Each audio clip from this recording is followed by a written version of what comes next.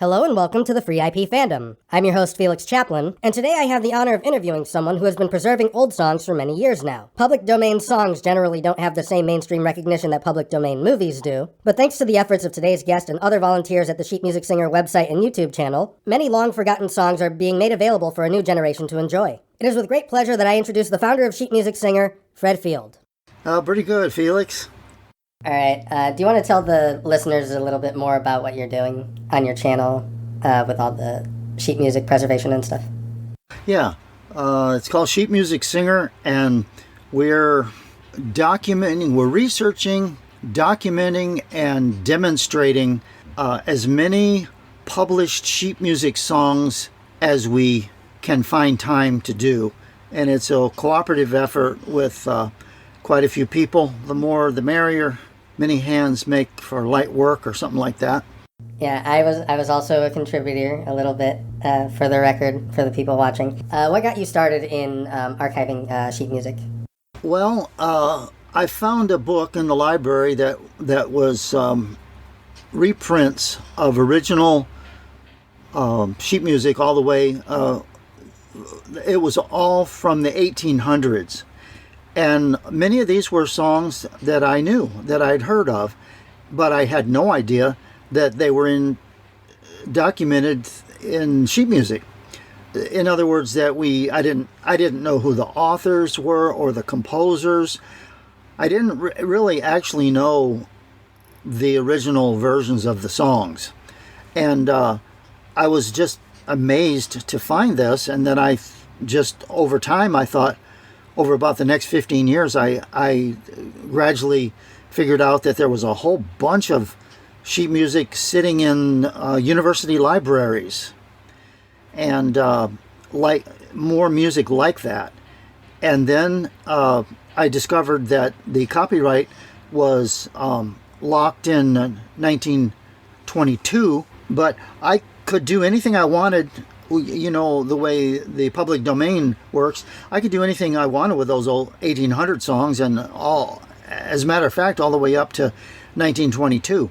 And so that's what I started to do. In fact, I even did an in-depth 1922 project for a while. But basically, the idea is, well, what does the music sound like? So first you get the sheet music somewhere. It can be in an antique store, or you can just meet somebody that has a collection, or you can find it online. And then once you have that, you want to know what it sounds like. So if you play the piano or instruments where you can record the parts, you could hear it that way. But I also decided, I found this great thing called MIDI, musical instrument digital interface, and that enabled me to click in the notes one at a time on my computer screen, and then I could get the whole sheet music arrangement in, and then I could hear what the song sounded like. Because some of these songs were not recorded, or if they were recorded, they're so rare that their recordings are virtually non-existent. So I began making MIDIs, and then I found other people making MIDIs online, and as you've made some yourself. And then you can either use a full-fledged recording studio type software called a digital audio workstation, and those have the MIDI creation tools in them. But then you can also use software that is made to work in the score, more in the with the staff score view. So like MuseScore and Finale, Band in a Box, there's a whole bunch of those. So then that's the second step. You've got to, rather than in live performance, the singer follows the accompaniment, and that's what we do in making our recordings. We just follow the MIDI.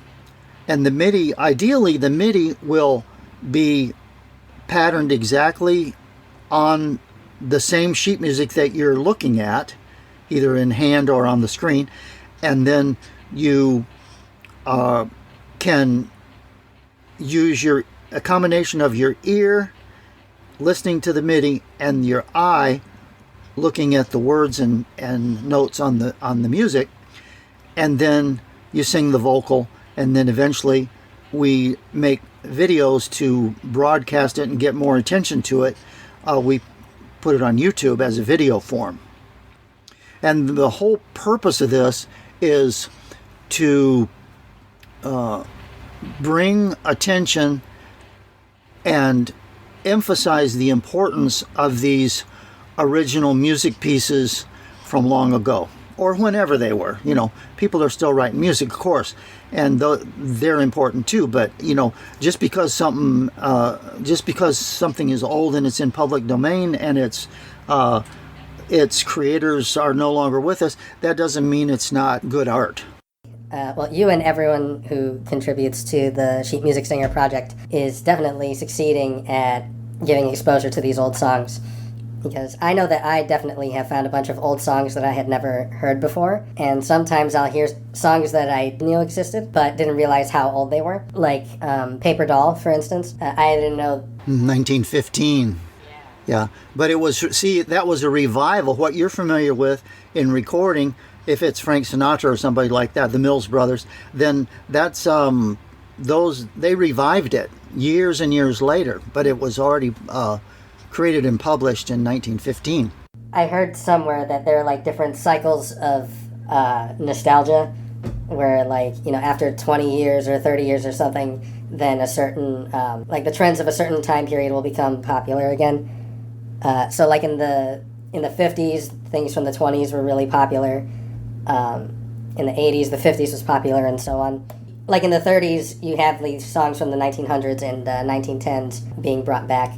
And in the 40s, you also see songs from the 20s coming back as well. Out of the songs that you've found and recorded, which ones are your favorites? You've done a lot, so we'll say top 10. Oh boy, that's so hard. I guess I really like the blockbuster standards that everybody likes. Oh boy, let's see. Like Irving Berlin and George M. Cohan. Some of Irving Berlin's, yeah. I like, of course, Alexander Ragtime Band. That was his first huge hit, and I like that one real well.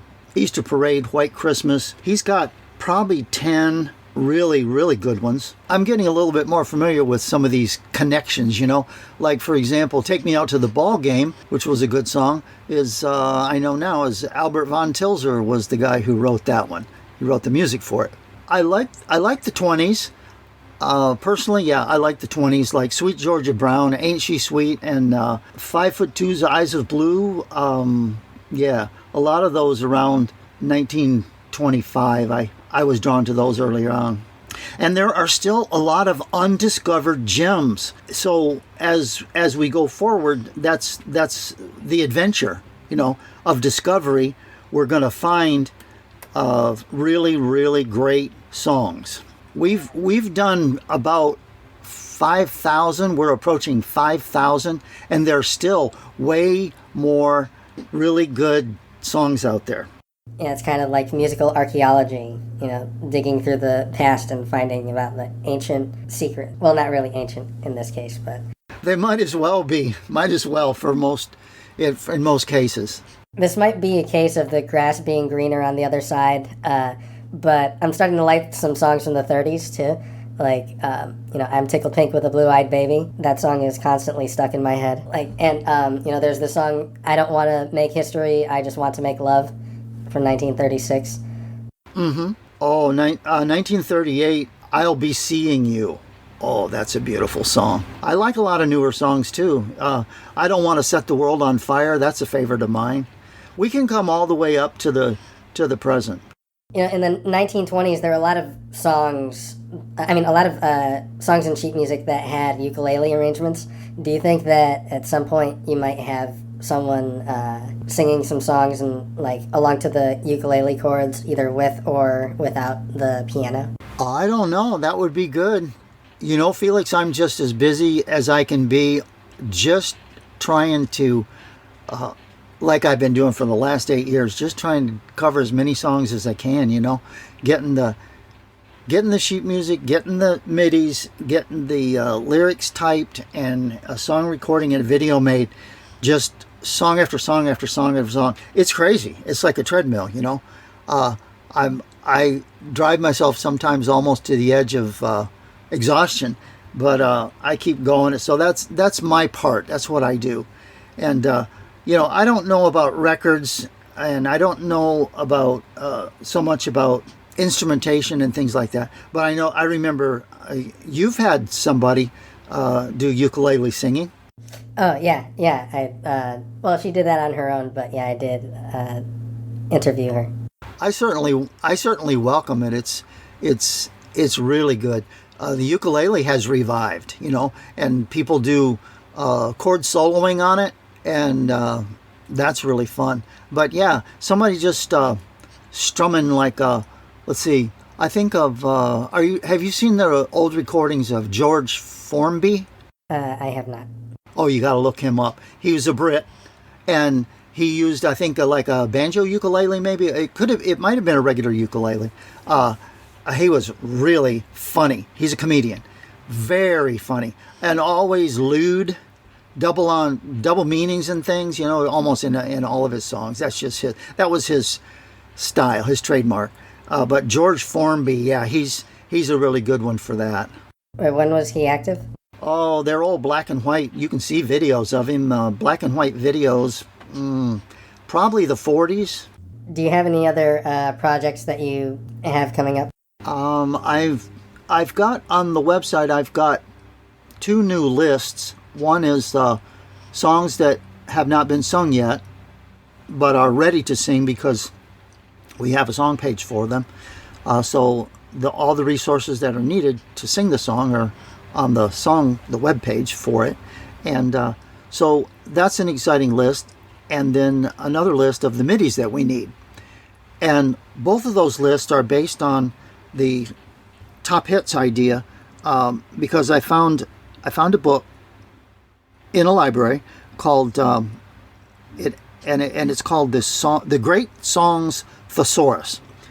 And they give lists for all the years of the top hits.